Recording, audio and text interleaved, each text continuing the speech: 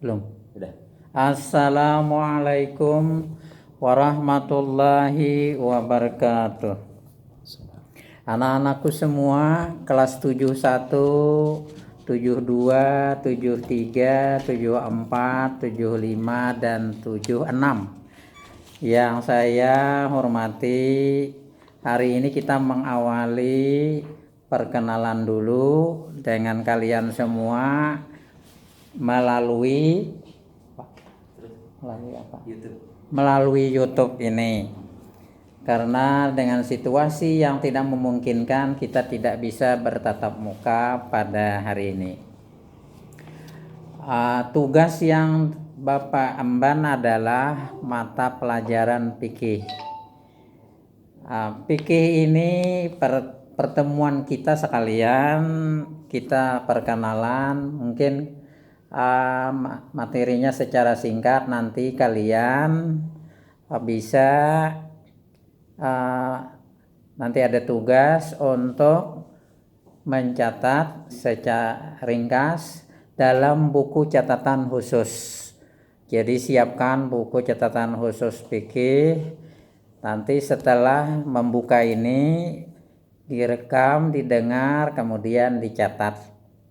Karena itu setelah pertemuan pelajaran ini harus ada tugas untuk nilai kalian pada hasil semester yang akan datang nanti.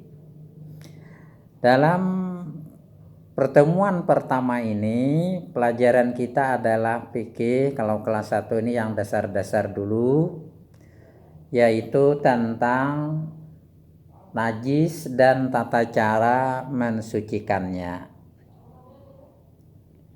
Memang secara lebih rinci, najis adalah sesuatu yang dianggap kotor, atau dengan kata lain, kegiatan bersuci dari najis itu meliputi mensucikan badan, pakaian, tempat dan lingkungan yang menjadi tempat kegiatan kita.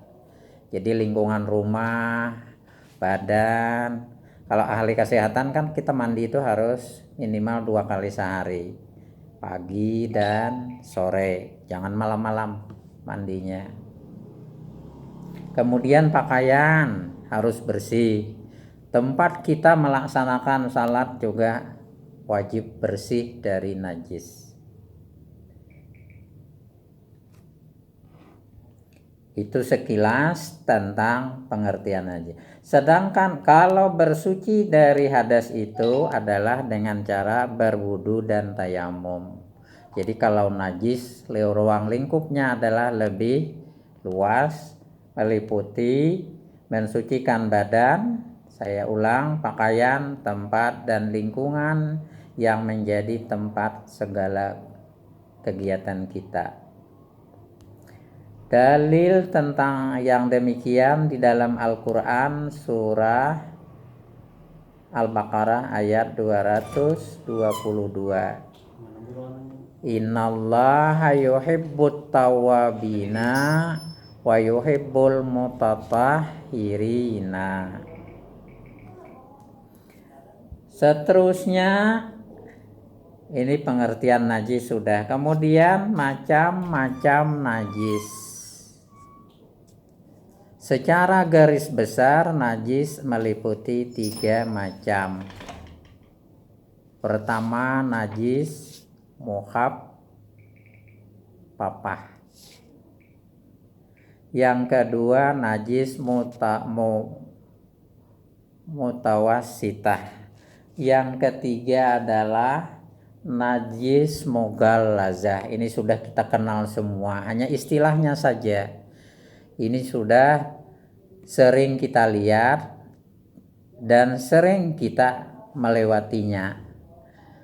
Najis mukhaffafah adalah najis enteng kalau bahasa yang sangat sederhana, atau najis ringan.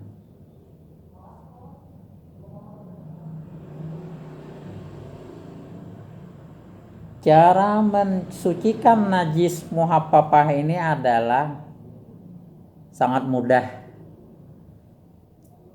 Cukup dengan memercikkan atau mengusapkan air yang suci pada permukaan yang terkena najis. Biasanya kalau najis muhafafane, najis air kencing bayi yang baru lahir yang belum memakan makanan lain selain air susu ibunya.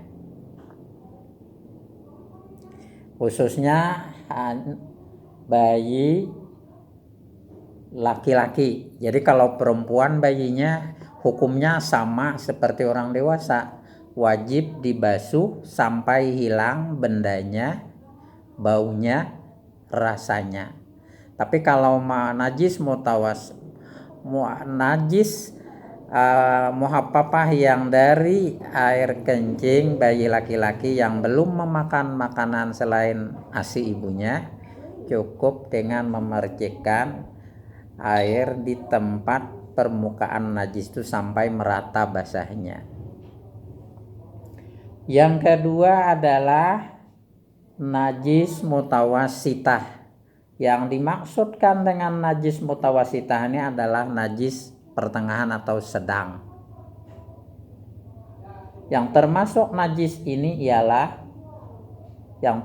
najis mutawasitah ini adalah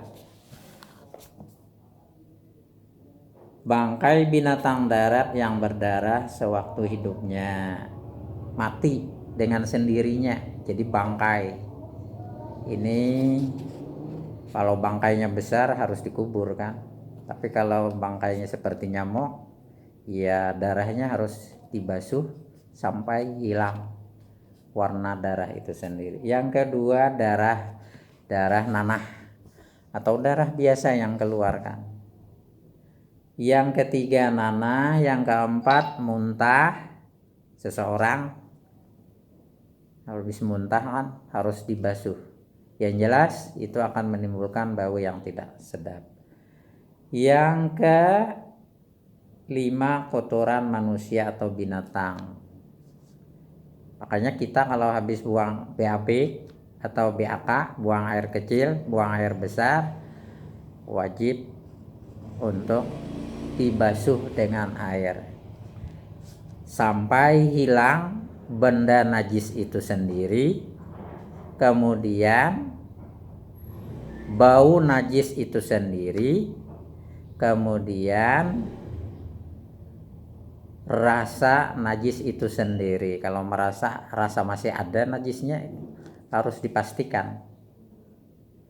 Nah kalau BAB itu di terakhir membasuhnya disertai sabun supaya cepat hilang baunya, baik dari duburnya maupun tangan yang ketika mencuci itu tidak lagi tercium ada bau najis. Kalau masih ada baunya berarti tangan itu masih bernajis. Nah ini tentunya kalau kita mau salat tidak sah salatnya, wudunya pun juga tidak sah karena masih ada bau-bau najis itu sendiri. Kemudian najis mutawasitah ini terbagi kepada dua, ainiyah dan hukmiyah. Kalau najis ainiyah adalah najis yang tampak wujudnya. Ain itu kan berasal dari mata artinya. Kalau mata ini melihat kan jelas. Jadi najis ini mudah saja. Kalau ainiyah yang tampak. Kalau najis hukmiyah adalah najis yang diyakini adanya tetapi tidak ada bendanya. Contohnya air kencing, orang buang air kecil yang sudah kering, baunya ada kelewat tapi bendanya tidak bisa dilihat, atau bekas kotoran binatang dan lain sebagainya. Cara menghilangkannya, cara mencucikannya adalah dengan menggosok sampai bersih dan diyakini sudah hilang zatnya, bendanya, rasanya, warna dan baunya dengan menggunakan air yang suci, jangan air bekas. Air bekas cucian tidak bisa. Tapi kalau kotoran binatang boleh dulu disiram dengan air bekas, tapi membersihkannya tetap dituntut dengan air yang bersih supaya najis itu benar-benar hilang.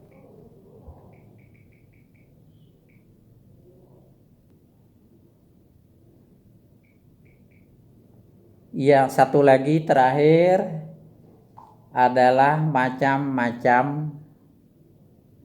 Oh bukan. Yang ketiga tadi najis mughallazah.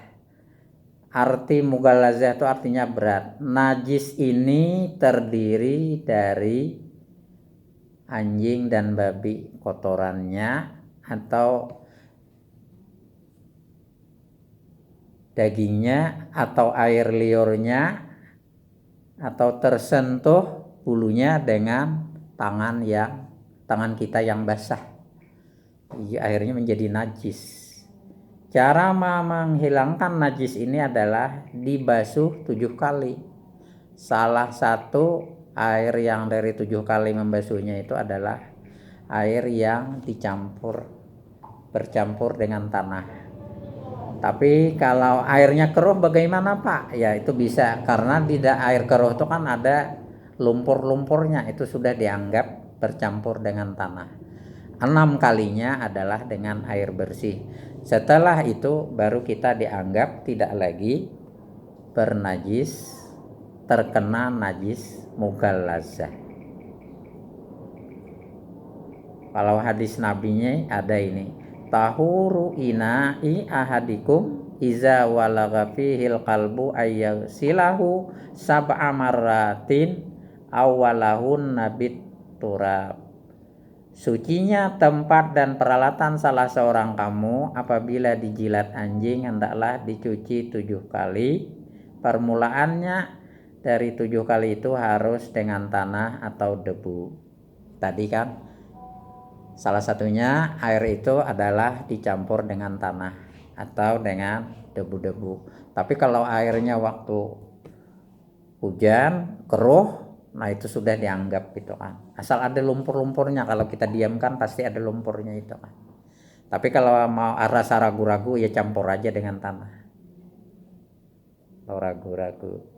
Satu lagi mungkin materi pertemuan kita nanti di akhir ada tugas dikerjakan di rumah kan. Dikerjakan tapi nanti aja. Satu lagi adalah macam-macam hadas. Apa itu hadas? Hadas itu seseorang dalam keadaan tidak suci. Supaya ia suci maka dia hendaklah berwudu. Kalau kita buang angin berarti kita nih tidak suci. Ketika mau salat wajib berwudu kembali. Hadas terbagi kepada 2 macam, hadas kecil, hadas besar. Kita hadas kecil aja dulu ya. Hadas kecil yaitu keadaan seseorang tidak suci dan supaya ia menjadi suci hendaklah dia berwudu. Sebab seseorang itu berhadas kecil karena keluar sesuatu dari 2 lubang, muka dan belakang. Mungkin paham aja ya.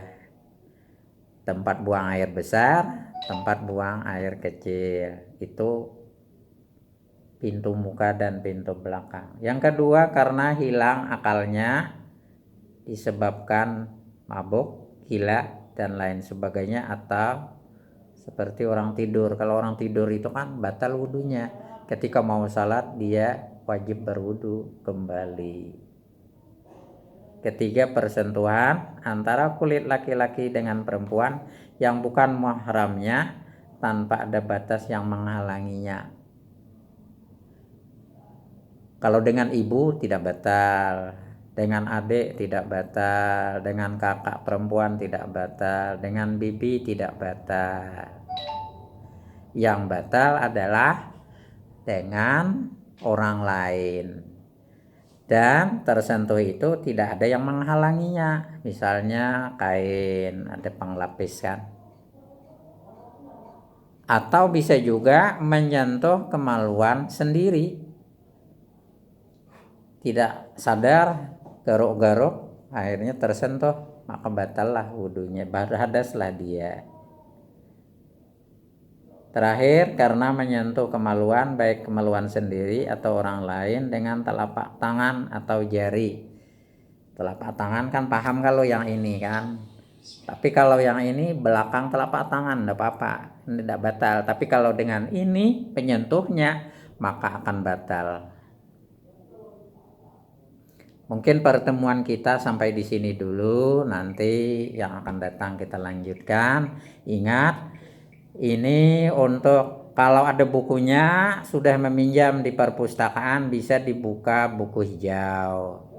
Jadi diringkas, jangan ditulis. Kalau ditulis semuanya, diringkas tuh yang penting-pentingnya. Kalau tidak ada belum meminjam buku, boleh mencari buku lain, tapi yang ada hubungannya dengan materi yang kita sampaikan tadi. Diantaranya adalah pengertian najis, macam-macam najis, dan macam-macam hadas. Ditulis, disiapkan buku tulis khusus untuk catatan fikih. Nanti setelah dirangkum, ditulis, foto, kirim ke WA Bapak. Sudah tahu semua kan WA-nya, nanti Bapak nilai. Jadi belajar kita adalah dalam bentuk jarak jauh dulu sementara. Mudah-mudahan ini cepat berlalu, akhirnya kita bisa bertemu semua seperti biasa, bercandaria, berteman dengan teman-teman kita yang baru semua di kelas. Dan kelasnya pun juga kelas baru. Ini kelas 7 kan. Baik 71, 72, 73, 74, 75, dan 76. Demikian apa yang dapat saya sampaikan, mudah-mudahan bisa dipahami. Kalau memang tidak paham nanti bisa ditanyakan lewat WA. Terima kasih. Assalamualaikum warahmatullahi wabarakatuh. Wah, 17 menit.